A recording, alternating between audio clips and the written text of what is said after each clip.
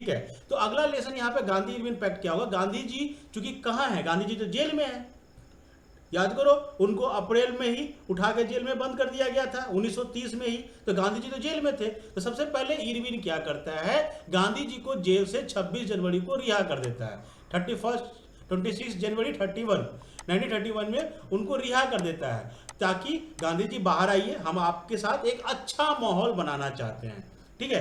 तो एक अच्छा बढ़िया माहौल बनाने के लिए इरविन ने 26 जनवरी 1931 को क्यों कर रहे हैं, ध्यान से समझ लो, क्योंकि जो तुम्हारा बैठक था वो 19 जनवरी को खत्म हो गया। 19 जनवरी 1931 में फर्स्ट राउंड टेबल कॉन्फ्रेंस खत्म हो चुका, जो डिक्लेयर हो चुका था कि ये फेल है। ठीक है। तो अब सेकेंड राउंड टेबल कॉन्फ्रेंस होगा, तो गांधी जी की उपस्थिति अनिवार्य है। तो वहां से तुरंत लंदन से मैसेज गया इरविन के पास कि भैया गांधी जी को छोड़ो और उनको मनाने की कोशिश करो। गांधी जी को 26 जनवरी को छोड़ दिया गया। ठीक है। गांधी जी को 26 जनवरी को छोड़ दिया गया। वहीं तेज बहादुर सप्रू और जयकर जो थे वो गांधी जी को समझाने की कोशिश किए कि चलिए ना एक बार बात तो करिए इरविन से, देखिए क्या कहता है।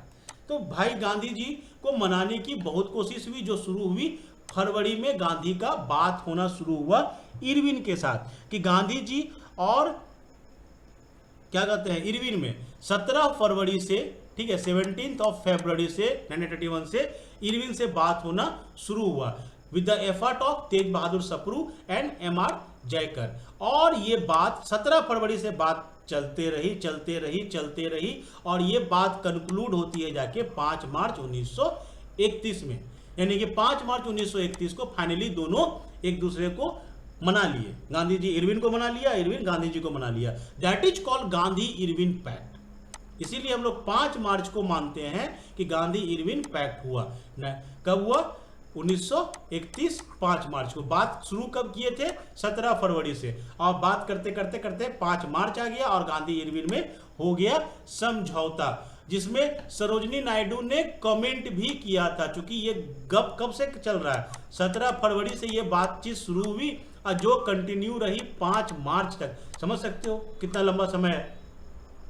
तो सरोजनी नायडू ने कहा था इरविन और गांधी जी के बारे में कि लगता है दो महात्मा मिलके ना संत की तरह वेद और रामायण और महाभारत पर डिस्कशन कर रहे हैं, जो चले जा रहा है। तो सरोजनी नायडू ने इरविन और गांधी जी को दो महात्मा की उपाधि यही पर दी थी कि कितना बढ़िया से दोनों बात कर रहा है, देखो कितना अच्छा लग रहा है। अब हुआ क्या, ये एक समझौता हुआ कहाँ था? ये समझौता हुआ था दिल्ली में। दिल्ली में ही ये बातें चल रही थी, इसीलिए इसको कहीं कहीं पर दिल्ली पैक्ट भी लिखा जाता है।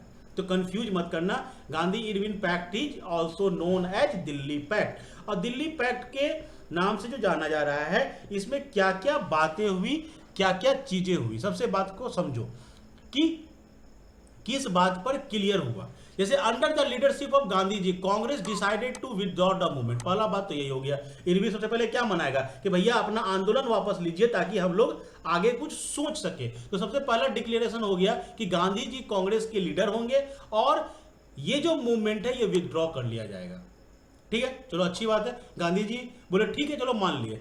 तो गांधी जी बोले कि ठीक है हम मान लिए, तुम्हारे पास तुम क्या करोगे मेरे लिए, हम तुम्हारे कहने पर आंदोलन को रोक देते हैं। तो गांधी जी की तरफ से डिमांड किया गया कि जो पॉलिटिकल प्रिजनर्स हैं, पॉलिटिकल प्रिजनर्स है, मतलब समझ में आ रहा है कि पॉलिटिकल प्रिजनर्स मतलब क्या हुआ कि जो जुलूस में भाग लिए, जो धरने में भाग लिए, उन सभी प्रिजनर्स को छोड़ देना चाहिए।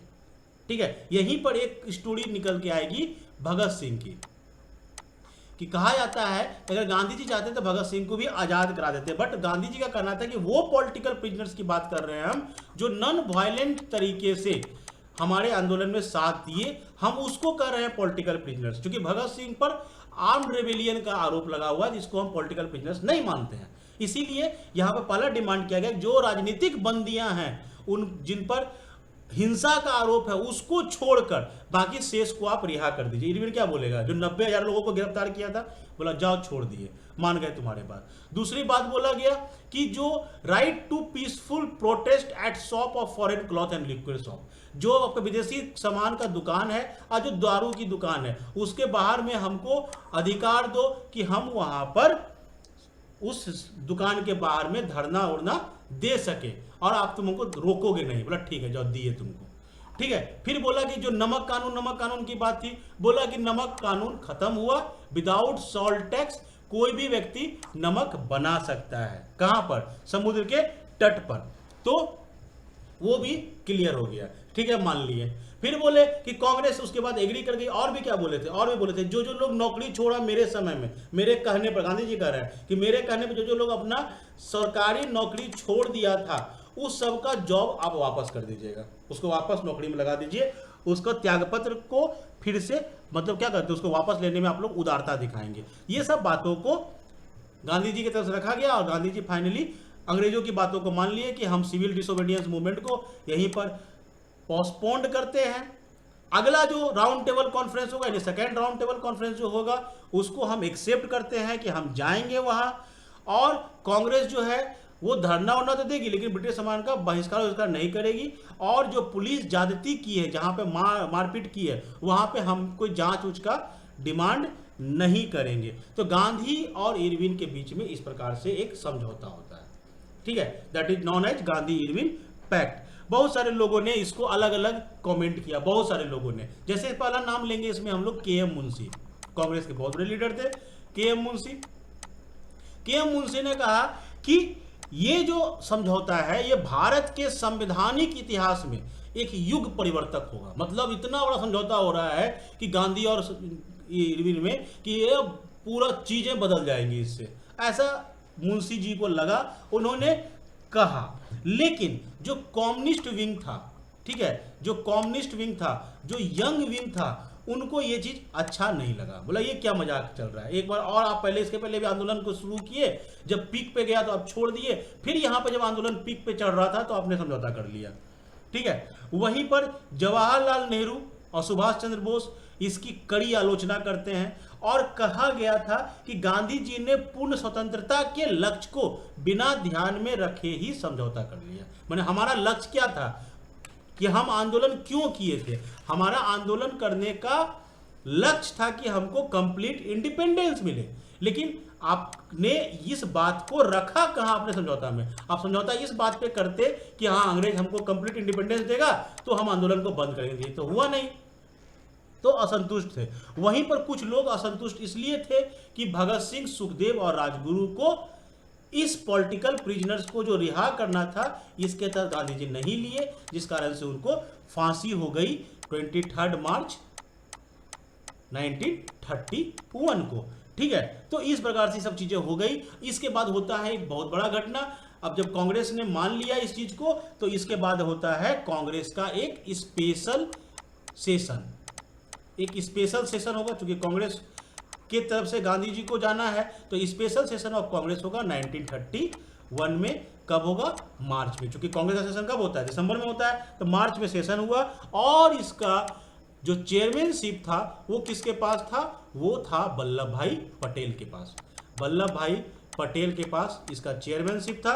और वल्लभ भाई पटेल के इस चेयरमैनशिप को कहाँ किया गया? तो ये किया गया था कराची में, that is known as Karachi session. बहुत इंपॉर्टेंट, जिस प्रकार लाहौर सेशन इंपॉर्टेंट है वैसे ही कराची सेशन इंपॉर्टेंट है। इस कराची सेशन में जो युवा विंग था, जो यंग इंडिया था, वो गांधी जी को काला झंडा दिखाता है कि आप जो किए हैं वो अच्छा नहीं किए हैं, ठीक है। लेकिन इस सेशन का जो सबसे इंपॉर्टेंट चीज था वो ये था कि कराची सेशन में जो गांधी इरविन पैक्ट होता है उसको कांग्रेस अपनी सहमति देती है। गांधी इरविन पैक्ट को कांग्रेस अपने सेशन में पास कर देती है।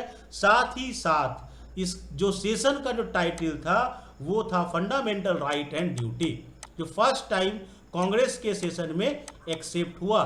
फंडामेंटल राइट एंड ड्यूटी जो हम लोग बोलते रहते हैं हमारे संविधान में यह है। इस शीर्षक को, टाइटल को स्वीकार किया गया। इसमें गांधी जी कहे थे कि गांधी मर सकता है, गांधी मर जाएगा, लेकिन गांधीवाद नहीं मरेगा। और इसके बाद कांग्रेस डिक्लेयर कर दी कि सेकेंड राउंड टेबल कॉन्फ्रेंस में, जो सेकेंड राउंड टेबल कॉन्फ्रेंस होगा उसमें गांधी जी जाएंगे लंदन और वहां पर बैठेंगे और बात करेंगे। That was the point. क्या देखे हम लोग? फर्स्ट राउंड टेबल कॉन्फ्रेंस देखे, इंपॉर्टेंट चीज था। दूसरा चीज देखे हम लोग गांधी इरविन पैक्ट। तीसरा देखे कराची अधिवेशन जो मार्च 1931 में हुआ।